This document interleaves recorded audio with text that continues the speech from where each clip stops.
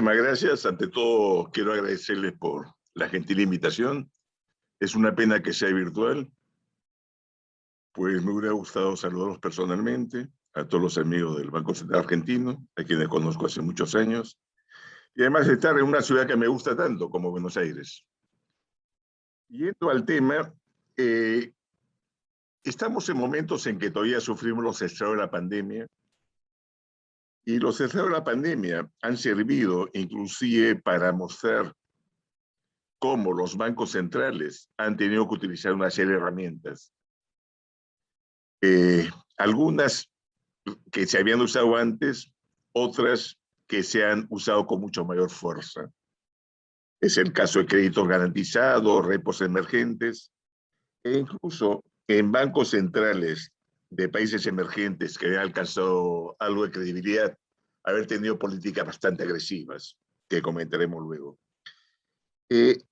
Además, realmente se está en un marco en que están apareciendo nuevas tendencias.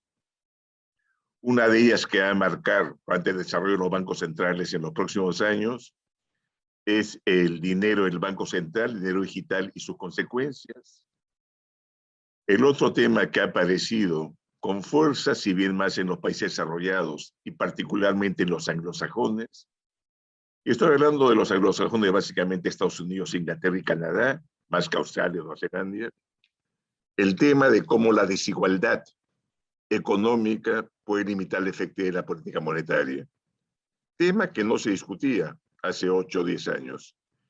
Y obviamente el otro factor también importante y que recoge una preocupación no solo compartida por los bancos centrales, sino por los hacedores de política en todo el mundo, es el cambio climático. Pero dicho esto, voy a comenzar en todo caso primero con los principios que todavía creo básicos de la política monetaria. Y creo que eso se mantiene. Y es mantener una inflación baja y estable. Nosotros en el Banco Central tenemos como objetivo único la estabilidad de precios. Siempre se discute si habrá otro objetivo, como es el caso de desempleo o actividad económica, como tienen algunos países.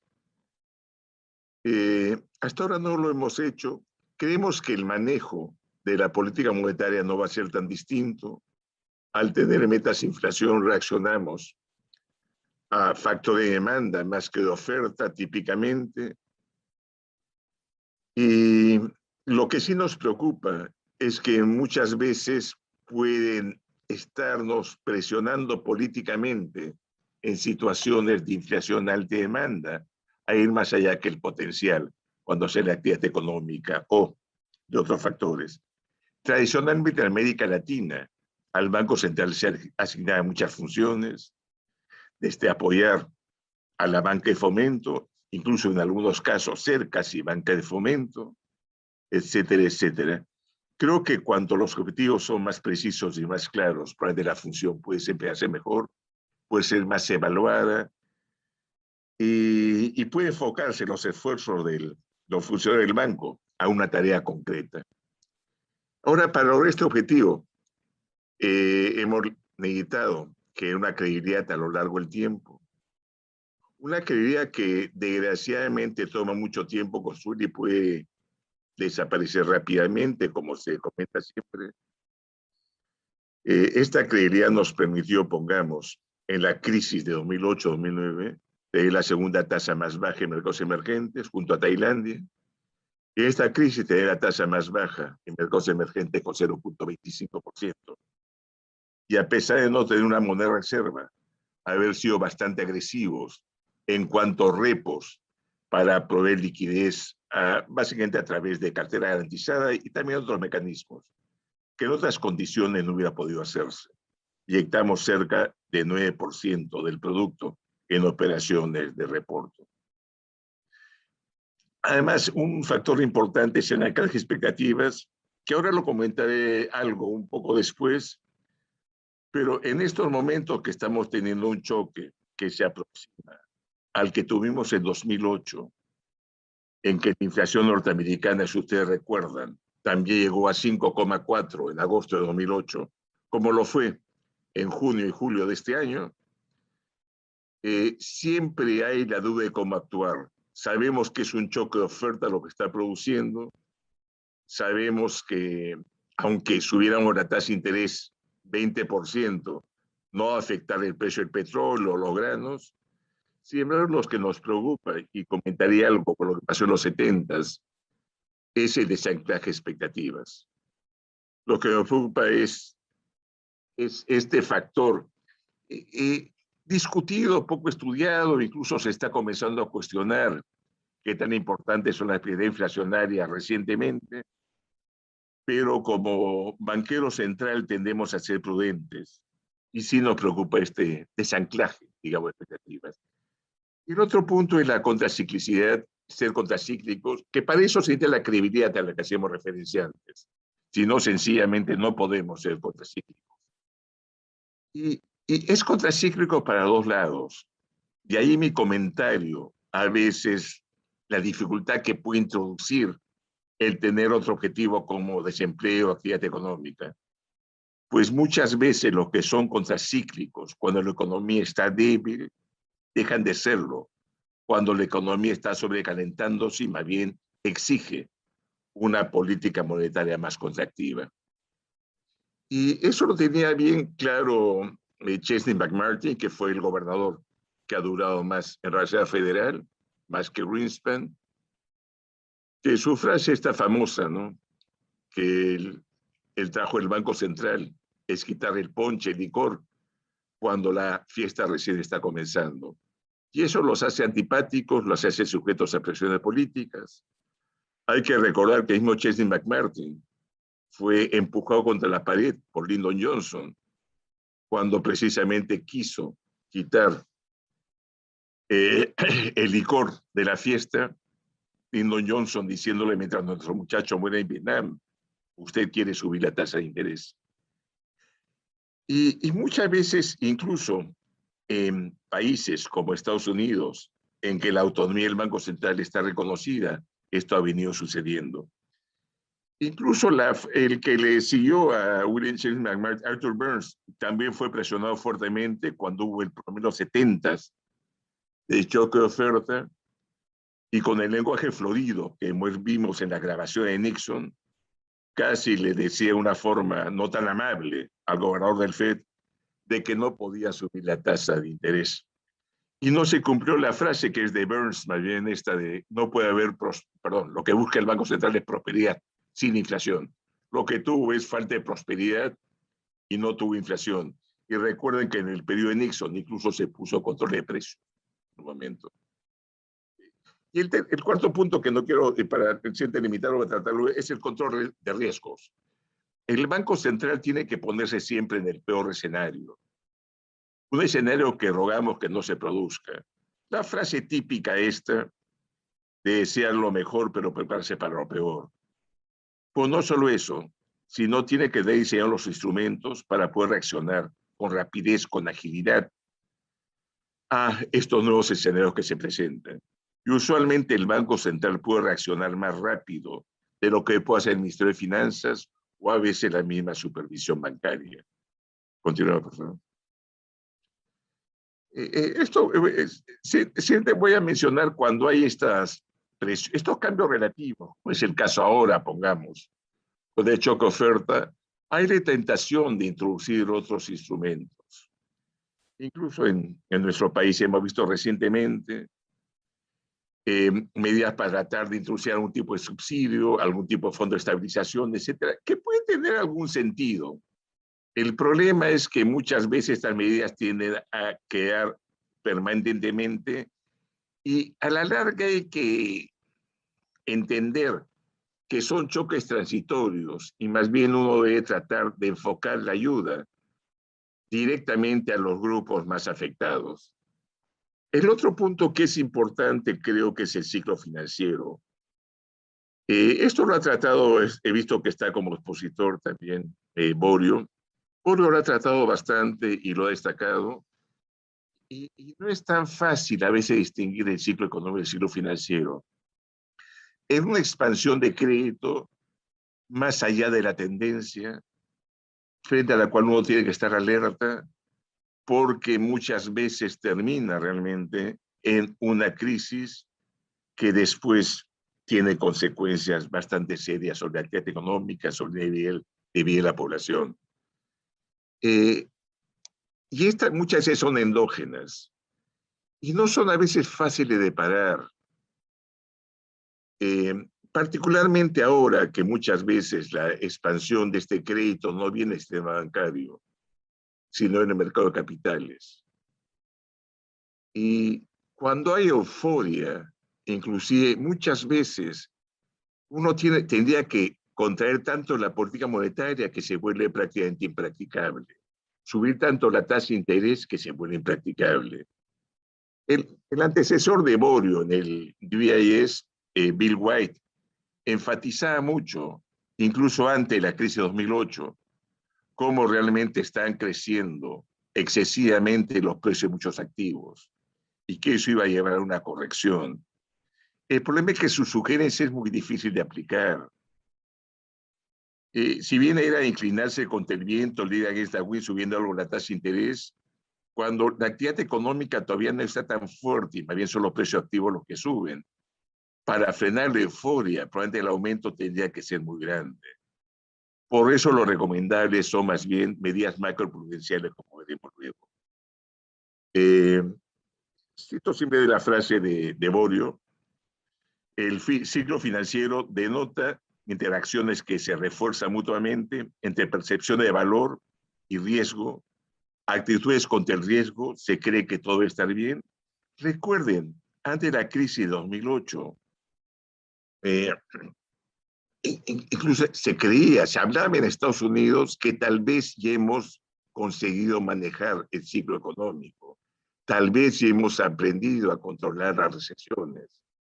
Y esto lo decía la gente más destacada, incluso probablemente alguno de nosotros lo creía en algún momento. Y vino la crisis de 2008 que nos reveló los problemas que existían. Y esta complacencia tiene que ver mucho también con factores tales como, en algunos momentos, una confianza excesiva en los mercados. Recuerda usted, Greenspan mismo consideraba que esta desregulación que él mismo impulsó favorecía en gran parte a los mercados. Si bien habló de exuberancia irracional, todavía tiene una confianza bastante grande en los mercados. Y esto viene desde la revolución de Reagan y Thatcher, que probablemente hizo realmente que se crea que el resultado del mercado iba a ser siempre correcto. Nosotros en Perú, y haré referencia a otros países ahora, lo tuvimos en el 98. En el 98, el primer semestre, la expansión de crédito estuvo financiada 50% por línea de corto plazo al exterior. Obviamente era insostenible. Yo no estaba en el Banco Central en ese momento, pues la creencia era los bancos de fuera saben prestar y los bancos locales saben el riesgo que están corriendo y saben si están tomando el crédito que pueden colocarlo sin tanto riesgo. Esta confianza en que el mercado se arregla solo, si es un riesgo, y es la razón por la que uno tiene que tomar medidas macroprudenciales muchas veces. Y aprovecho para hablar de lo que sí se ve en Argentina, en Chile, en Uruguay, la tablita. Ustedes tienen una idea de la macro abierta de Chicago que se impone casi como religión. Gente brillante que cree en ella ciegamente, incluso no pensando en la existencia de flujo de capitales. Y esto que mencioné que pasó en Perú en 98, pasó en Chile, en que gran parte de la expansión del crédito fue financiado por líneas de banco del exterior. Y también esta creencia que simplemente se ingresaban capitales era porque la demanda de dinero sobrepasaba la oferta y era un mecanismo natural de ajuste. Y lo hemos visto, bueno, era la idea también de traer la tablita en Argentina y Uruguay en gran medida, pero lo hemos visto inclusive cuando hemos visto déficit en cuenta corriente altos, y he estado en discusiones con amigos mutuos en diferentes países y decían que era simplemente parte del equilibrio, ¿no? Acá podemos ver, y este gráfico viene también de Borio, cómo realmente han precedido a recesiones estos auges financieros. O ver ahí en la crisis de 2008-2009, cómo esta expansión de crédito enorme antes, lo vimos con menos fuerza también antes de la caída de los dot-coms, y es un poco diferente. Para los mayores, recuerden que los argumentos que tenía, pongamos, Milton Friedman, para fijar una tasa de crecimiento de la oferta monetaria constante, incluso criterios que adoptaron muchos bancos centrales a fines de los 70, no de la boca para afuera, era realmente que más bien el Banco Central causaba las recesiones, pues los desfases de la política monetaria eran inciertos. Ahora lo que estamos viendo más bien es que más que este resultado de acciones de política monetaria propiamente, son inacción, tal vez no actuar para moderar estos ciclos financieros, estos ciclos de precios activos, etc. Y creo que es bastante importante. Felizmente, y acá es esta cita que siempre cito de Donald Bush, porque creo que es sumamente importante. Y muchas veces los asesores de política, y más los políticos, creo que no reparan en que en la economía muchas veces la cosa toma mucho más tiempo en producirse la que uno cree, pero cuando se producen avanzan con mucho más rapidez de la que uno esperaba. Y esto lo hemos visto, antes de 2008, esta creencia que los ciclos se han desaparecido, que ya todo era crecimiento, y después viene el baño de realidad. El baño de realidad cuando precisamente se advierten los desequilibrios que se han producido por un poco la complacencia con que veamos todo.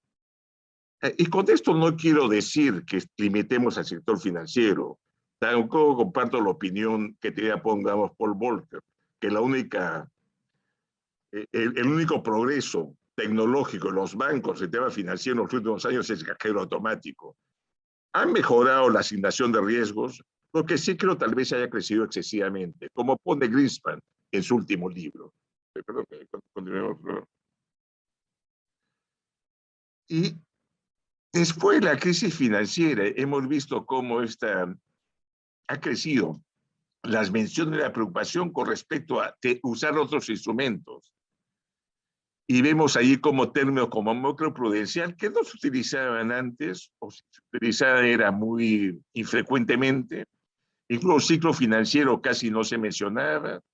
Hablábamos de ciclos económicos, recuerden inclusive, que un poco antes era que lo que dominó el pensamiento en los años anteriores a la crisis eran los ciclos reales inclusive, pero hemos visto después cómo ha comenzado a haber más artículos y cómo incluso la parte financiera, que no está en los modelos macroeconómicos, ha tenido que incorporarse.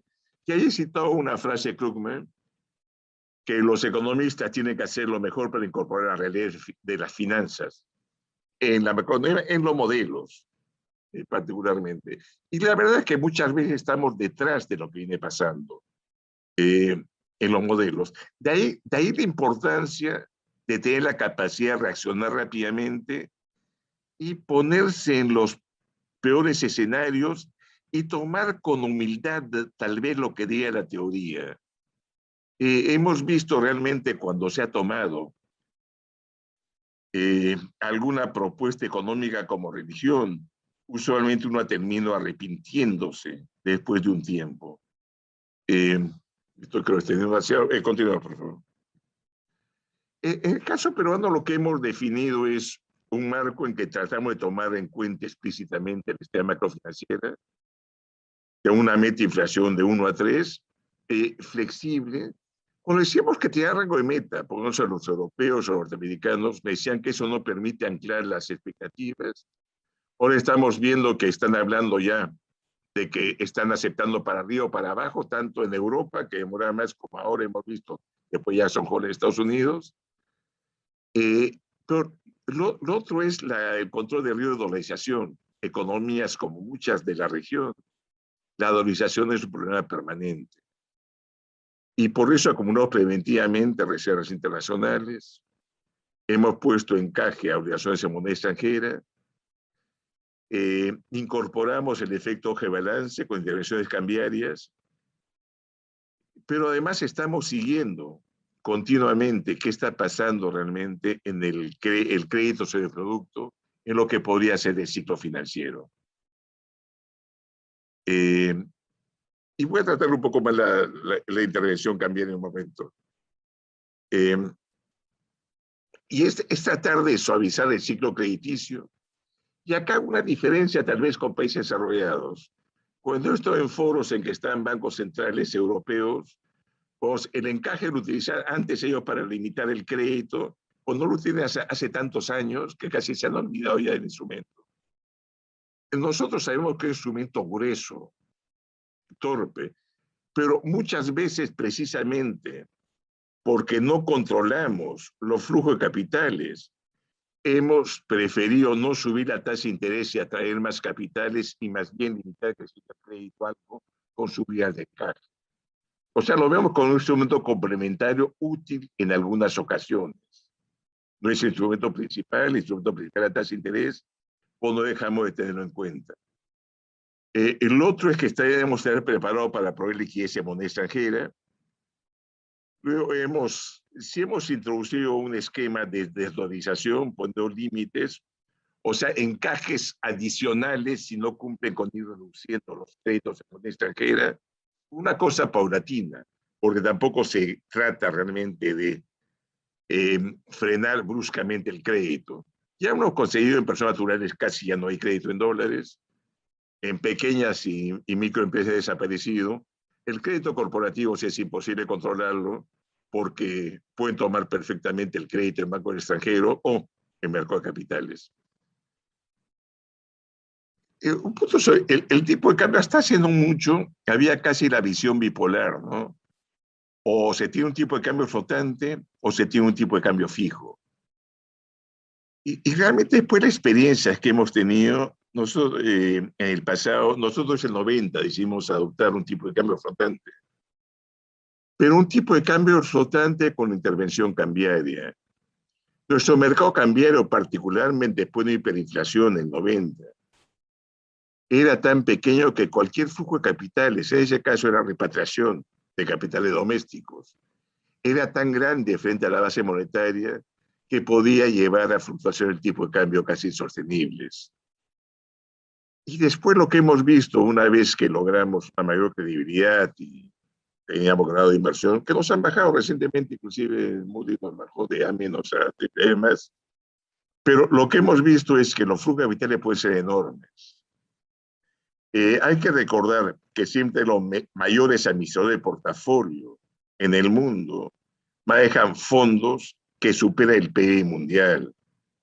1% de esos fondos, lo que manejan los 200 más grandes, es superior al flujo bruto de ingreso o salida de capitales emergentes que ha habido hasta ahora. Es decir, sencillamente somos mercados muy pequeños frente a esta explosión, si se quiere, que ha habido en activos financieros en el mundo, por varios factores que no voy a entrar, pero somos muy pequeños. Y si no tratamos de moderar de alguna forma esta volatilidad, tiene consecuencias enormes. Cuando el Banco Central decide buscar una inflación baja, está tratando que se disipe esta niebla que oculta la asignación de recursos por los precios relativos. Pues la inflación hace que las señales de precios sean menos confiables. Pero lo mismo pasa realmente cuando el tipo de cambio sube en 3 meses 50% y 3 meses después cae nuevamente 50%. Esta transmisión de información se debilita sustancialmente y por factores completamente ajenos, o no completamente, o en gran medida ajenos a los fundamentos del país. Cambios de portafolio que no tienen nada que ver realmente con competitividad, productividad del país frente al mundo, etcétera, etcétera, ¿no? Lo raro esto que han hecho, venía haciendo todos los países, no todos los países, pero muchos países, era muy criticado, no solo en la teoría, sino también por los organismos internacionales. Hasta que por fin vieron, Mira, los bancos centrales asiáticos u otros bancos de la región o del mundo no son locos. Están interviniendo porque están queriendo mitigar riesgos y riesgos que consideran importantes para sus países. Y de ahí hemos visto que tanto el BIS, desde hace ya algunos años, 4 años, si no me equivoco, sino 5, viene hablando de cómo la intervención cambiaria puede ayudar a mitigar estos dilemas de políticas socioflujo-capitales. La práctica se adelantó a la teoría. Y el Fondo Monetario, lo mismo. Y hablando con el Fondo Monetario, me decían que precisamente lo que le inspiró en gran medida fueron los países asiáticos, que por más recomendaciones en los informes del artículo 4 que hacían, no le prestaban ninguna atención y seguían interviniendo. Que, la idea es que puede ser efectiva para aumentar la autonomía monetaria de los bancos centrales. Si no, realmente muchas veces perdemos el control, tanto la oferta como el crédito. Y cuando hablamos de ciclo financiero antes, si no podemos de alguna forma estar limitando estos efectos, los efectos pueden ser devastadores.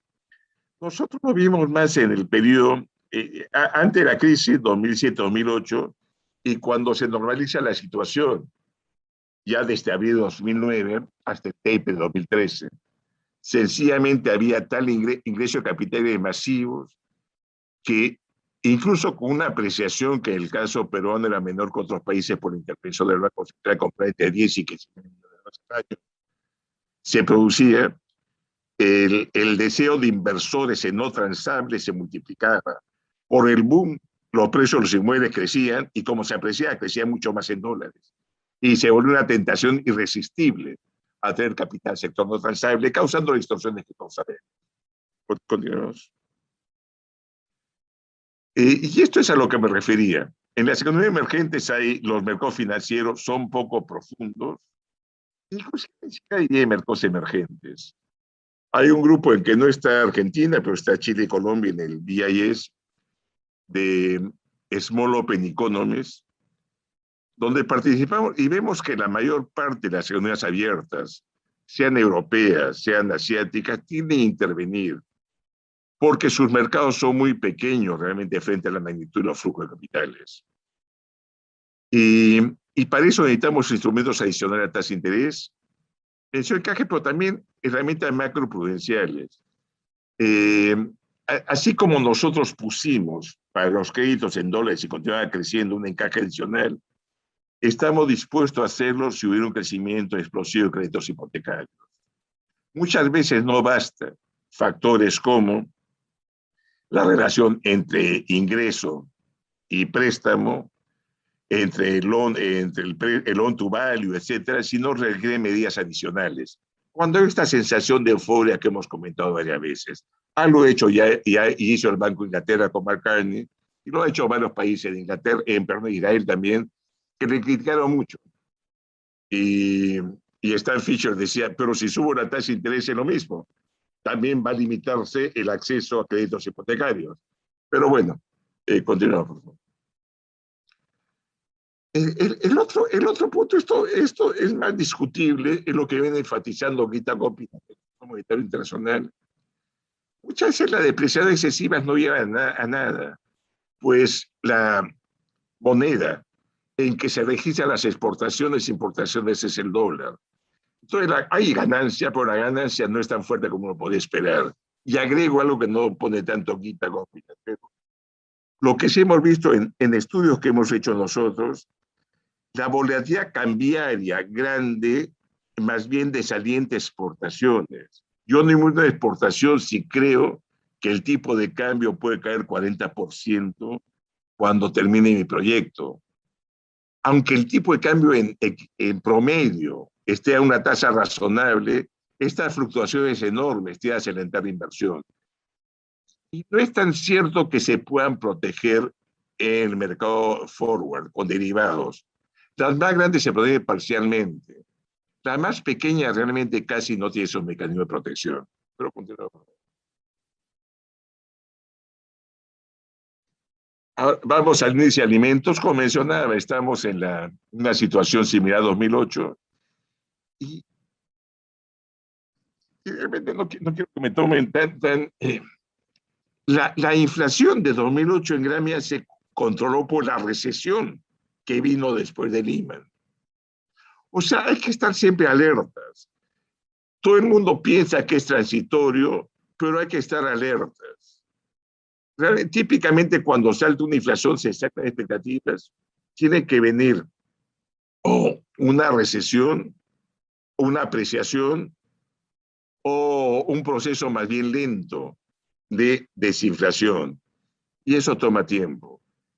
Siempre lo puedo como advertencia, este salto que estamos viendo ahora, estimamos que no es duradero, a diferencia de lo que pasa en 2008, los precios a futuro de varios de estos commodities están por debajo del precio spot. Los proveedores de logística, los más pesimistas, dicen que se arregla al fin de febrero o en todo caso en marzo. El incremento, digo, fuerte en el costo de fletes, me estoy refiriendo básicamente, pero aún así hay que estar alertas.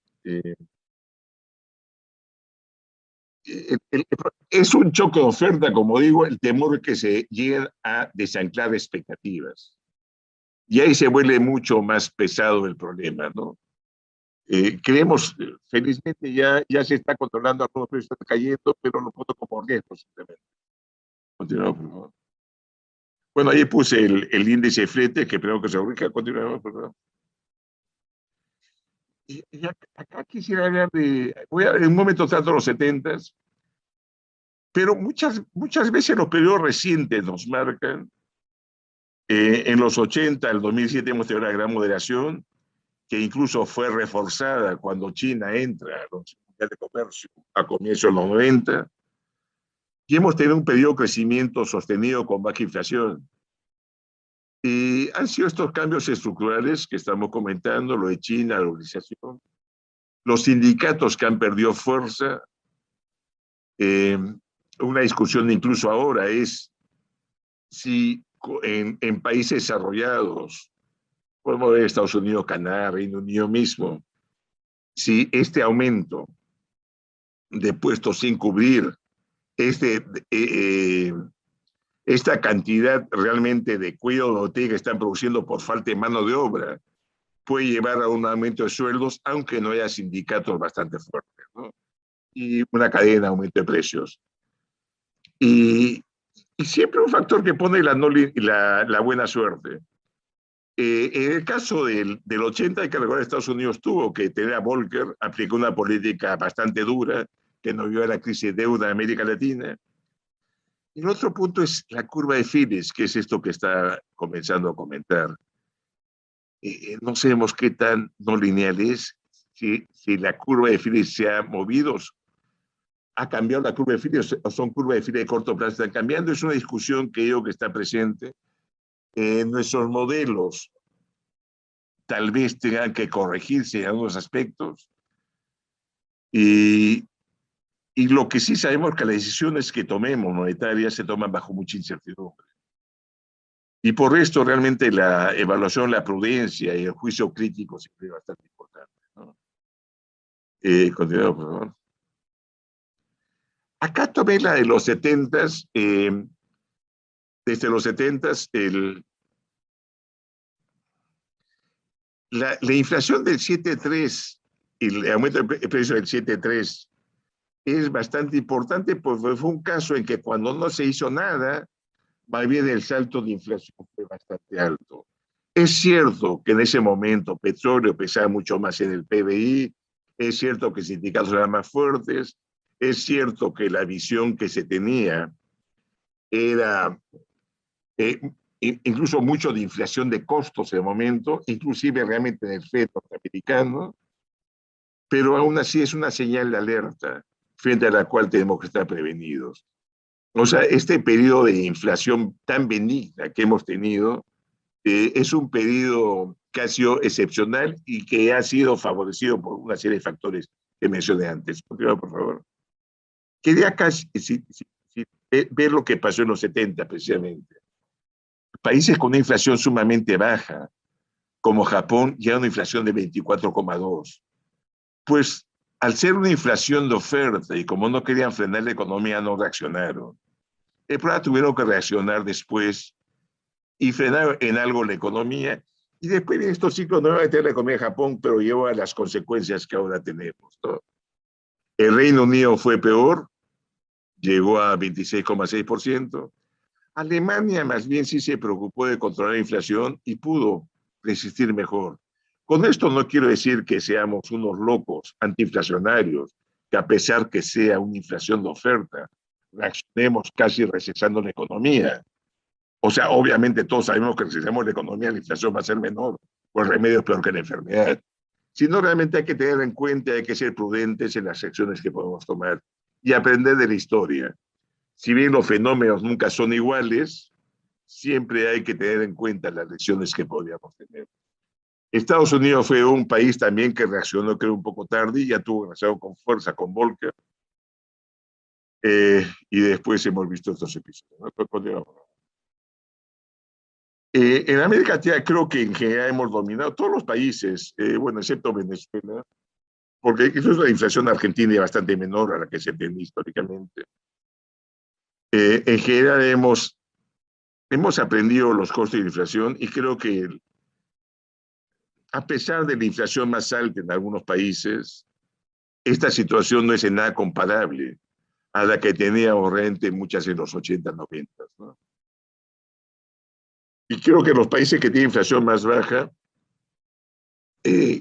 creo que ha sido este esquema de inflación, bancos centrales autónomos, etcétera, lo que ha sido bastante importante. Y hemos visto un descenso bien importante de inflación en todos los países. Hay que recordar que la inflación de Chile demoró más de 10 años en pasar un dígito. La inflación de Bolivia, una cosa parecida, la de Israel también. O sea, eso, pero ya se han asentado a esos niveles. Continuamos, por favor. El riesgo sí que tenemos ahora particularmente con los aumentos de los déficits como consecuencia del COVID es el que siempre ha existido, la dominancia fiscal. Dominancia fiscal que no solo ha hecho que la inflación fuera más alta en muchos periodos, sino también ha contribuido a que se acentúen los ciclos y se deterioren servicios públicos. Cuando uno ve el deterioro de la calidad de educación pública, incluso el servicio de salud pública, están asociados realmente a periodos en que ya no había cómo financiar el gasto fiscal. Se produjo simplemente por ajuste de calidad de gasto.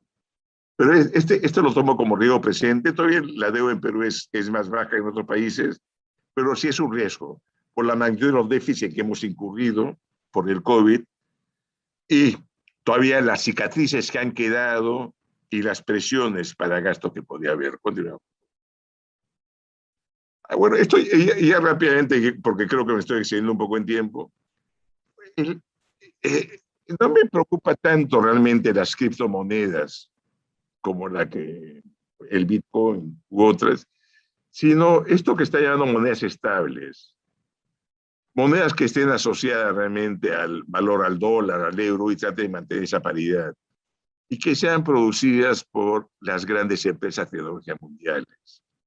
Ahí no solo corremos el riesgo que podamos perder soberanía monetaria al utilizar esas monedas en nuestros países, sino que la desdolarización en la que hemos avanzado muchos países pueda revertirse. Y por eso realmente creo que todos los bancos, de una forma u otra, estamos trabajando en una moneda digital del Banco Central. Nosotros estamos todavía definiendo la ruta. No queremos ser, bueno, ya no podemos ser los primeros, ya en los países. Acá mismo en América Latina, no habla del caso Uruguay o Ecuador, sino Jamaica, las Bahamas han sacado ya sus monedas digitales. Ha sido más fácil tal vez para ellos porque una economía bastante más pequeña pudieron construir sobre algo que no existía más rápidamente. Eh, pero ahí hay varios problemas que se plantean, podemos pasar al siguiente. Se plantean tanto para desintegración financiera, el efecto que puede tener la política monetaria. En principio nos gusta lo que ha hecho Canadá, lo que ha hecho Jamaica, tal vez limitar, pensar que la moneda digital debe ser como efectivo. Entonces, realmente las necesidades efectivas no son tan grandes por persona. Entonces, se puede acotar lo máximo que puede tener la persona, el dinero digital del Banco Central. Y el resto iría intermediación. O sea, más que desintermediar el sistema financiero, lo que se va buscando es, como el dinero físico tampoco está en el sistema financiero, sería tratar de reemplazar ese, por lo que está en depósitos no queda reemplazado. Pero este es un proceso, y creo que todos los bancos centrales vamos a aprender de lo que hagan los otros bancos centrales, pero es un tema que se vuelve importante en los próximos años, y probablemente si tenemos un foro en 4 o 5 años, varios bancos de la región van a tener ya su moneda digital, algunos al menos, ¿no? Creo que todavía pocos. En 10 años sí estoy seguro que la mayor parte. Continuamos, por favor. Y eso era básicamente lo que te iba a transmitir. Eh, la lección, creo, de un banquero central que está ya muchos años es que hay que actuar con prudencia, hay que buscar estar preparado para distintos escenarios, como la frase esta que dice que todas las familias normales se parecen una a otra, por las disfuncionales son distintas una de la otra. Las crisis que se vienen siempre son diferentes a la anterior. Y tenemos que tener realmente la agilidad y el seguimiento necesario para identificar oportunamente esta crisis para poder reaccionar. Y con esto, Mariana, agradezco que me haya invitado nuevamente y ha sido un placer estar con ustedes. Bien, muchas gracias, Julio. Para nosotros realmente es un gran honor tener a Julio Velarde participando en estas jornadas. Él ya ha participado en otras jornadas del Banco Central. Es una pena no tener estas jornadas en forma presencial. Yo conocí a Julio hace muchos años, allá cuando empecé en el Banco Central en el 2005, y siempre me pareció una persona admirable, un banquero central excepcional, con la claridad, pero también la sencillez, la capacidad docente, como hemos podido ver en esta presentación. Así que la verdad que, reitero, es para nosotros un orgullo poder tenerte en esta jornada.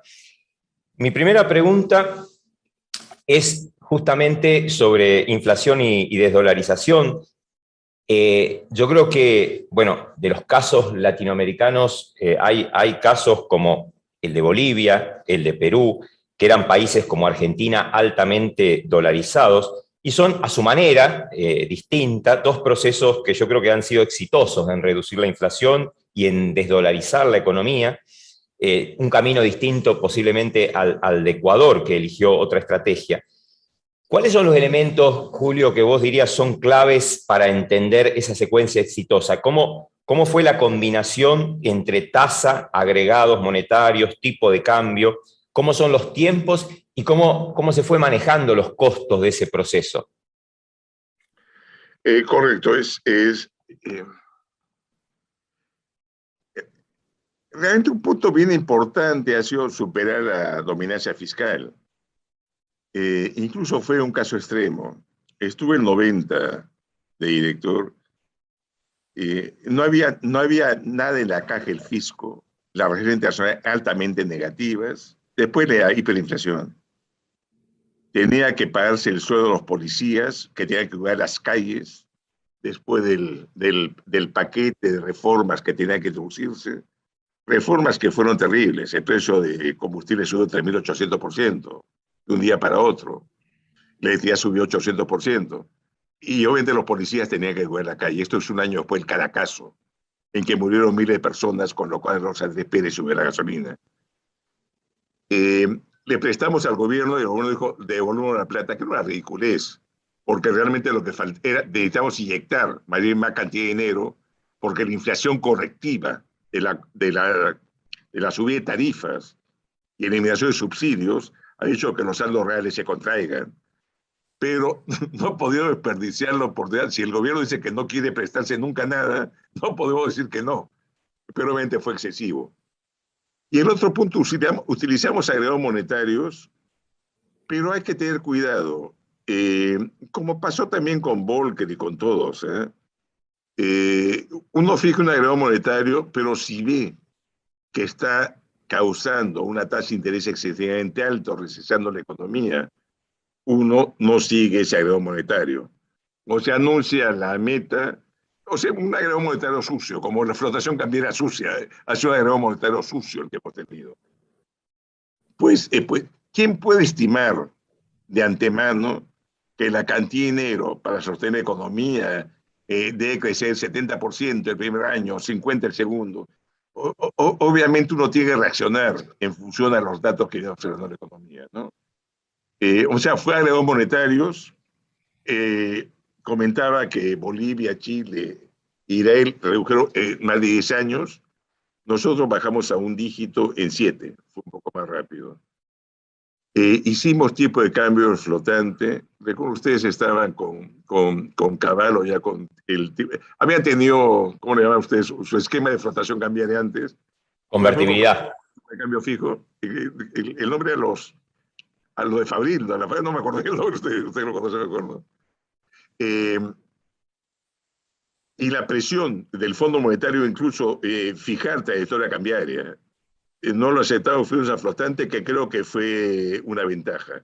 Si usted recuerda la literatura de comienzo del 2000, 2003, y muchos argentinos escribiendo allí inclusive, la diferencia entre ancla monetaria y ancla cambiaria es boom ahora, recesión después, o recesión ahora y boom después, casi, ¿no? Y creo que nos evitó estos costos que vimos en otras experiencias en que se fijó el tipo de cambio.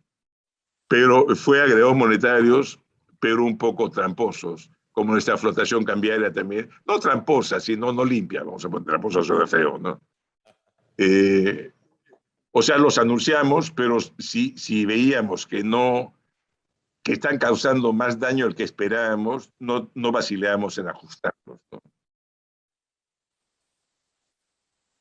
Muy bien, Julio, muchísimas gracias.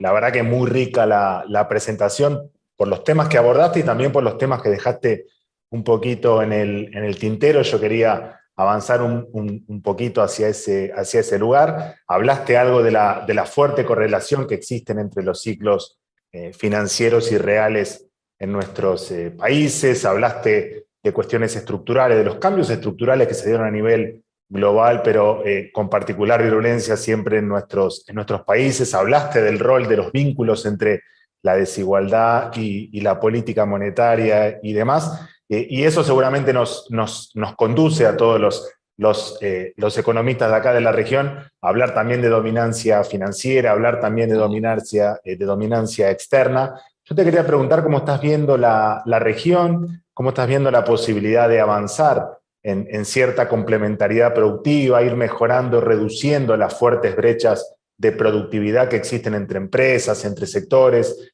avanzar en la agregación de valor de nuestras exportaciones para ir incrementando el poder de compra y así ir reduciendo también por esa vía la fuerte dependencia financiera y externa de nuestras economías. Sí, lo que veo realmente es que nos estamos quedando cada vez más retrasados, ¿no? El 80 tenía 12% del PIB mundial, Asia emergente tenía 7%. Ahora Asia tiene veintitantos por ciento, nosotros 7%. Hemos perdido importancia en el mundo. Ningún país de América Latina, excepto México, está conectado a las cadenas a los circuitos de valor comercial. Ni Brasil, ni Argentina, ni Colombia, ninguno. Solo México por los Estados Unidos, ¿no? Y yo creo que el mercado amplio que podemos generar es importante, pero siempre y cuando se respete. Lo que ha pasado frente a cualquier problema de balance de pagos, etcétera, lo primero que han hecho los países de la región es cerrar las importaciones a sus vecinos. Y de esa forma realmente es difícil integrarse. Eh, yo estoy, no solo yo, Augusto Latorre hizo un buen libro, hará un poco más, 5 años, probablemente, no, 4 años, que explica el crecimiento de América Latina y de diferentes países en el mundo.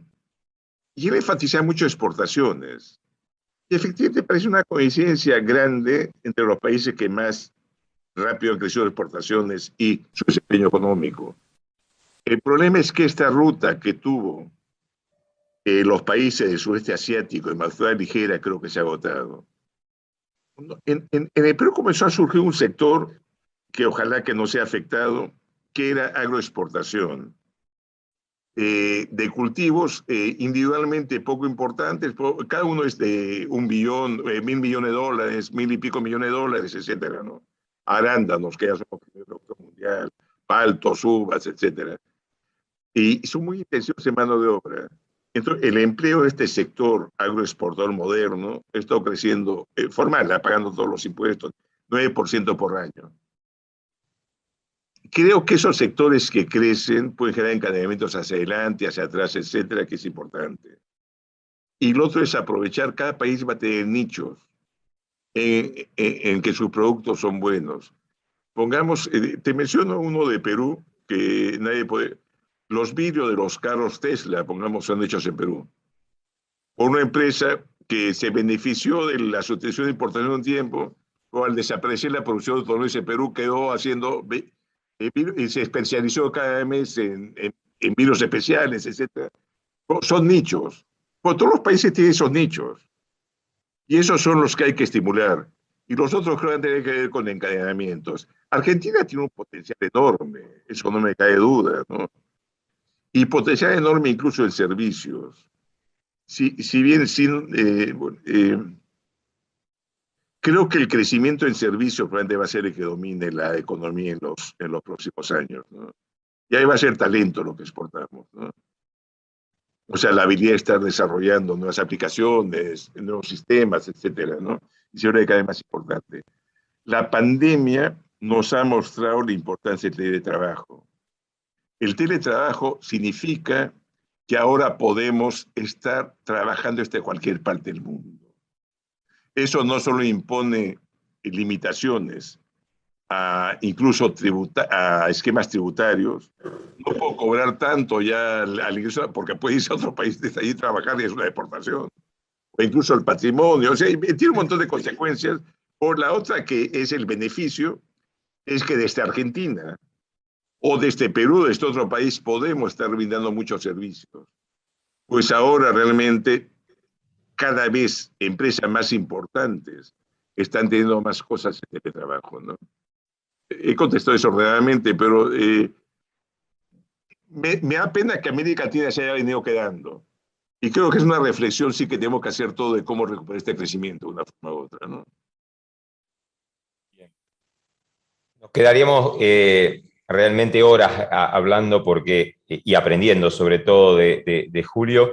Yo, sin embargo, voy a aprovechar para hacer una pregunta relativamente atípica y tiene que ver justamente con esa admiración y ese largo conocimiento de haber visto a Julio tantos años. Y esta pregunta típica es más personal y más profesional de cómo te percibís como un banquero central que ha navegado y ha trabajado exitosamente con distintos gobiernos, ¿no? ¿Cuáles son las características o cuáles son las formas de esa posibilidad de tener este fenómeno tan raro en América Latina de un banquero central que ha trabajado tantos años exitosamente con tantos gobiernos?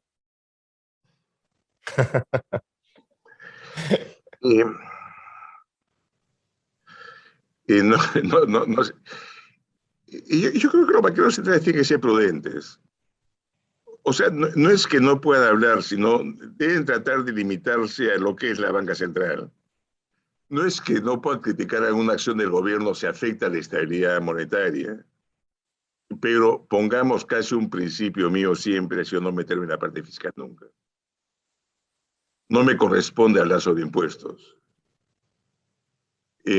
Uno así evita conflictos. Y conflictos lo hemos visto. Bastante de otros países, cercanos amigos nuestros de la región, hemos visto cómo públicamente, reuniones que están todos los presidentes de bancos centrales, ministro de Economía, se comienza a pelear públicamente, ¿no? Algunos de ustedes deben recordarse reuniones, no van a ser los países, obviamente, pero en que el ministro de Economía y el presidente del Banco Central comienzan a tratarse con dureza, ¿no? En público. Hay que evitar usualmente esos conflictos. Como ciudadano uno puede tener muchas opiniones. Y yo realmente no he votado por casi ninguno de los presidentes con los que he estado, y ellos saben que no he votado por ellos. Por el único que voté fue por Pedro Pablo Kuczynski, creo, de los que han estado ahí, de los que han sido presidentes. Por los otros voté y ellos sabían perfectamente eso. Pero si uno no se mete a estar opinando de política, pues no le corresponde, creo, al Banco Central, creo que uno puede mantener las relaciones armoniosas, ¿no? Y lo importante es tratar, creo que han estado convencidos, el que primero mandó fue Ana García, que había, su primer gobierno causó hiperinflación, que sin estabilidad macro poco puede construirse. Entonces sí le interesaba mucho mostrar señales, primero que iba a ser responsable, por eso incluso prefería a alguien que no fuera de su partido en absoluto, y segundo que aprendió la lección. Sin estabilidad macro realmente es poco lo que puede hacerse, ¿no? Y el periodo de Alan García, en su segundo periodo, se creció con inflación baja a tasas bastante altas, ¿no? Cercanas a 8%. Lo que parece haber aprendido de su primera lección es que más bien nos empobrecimos tanto que recuperamos el ingreso anterior a Alan García casi 15 años después. Ahí tengo idea, ¿no?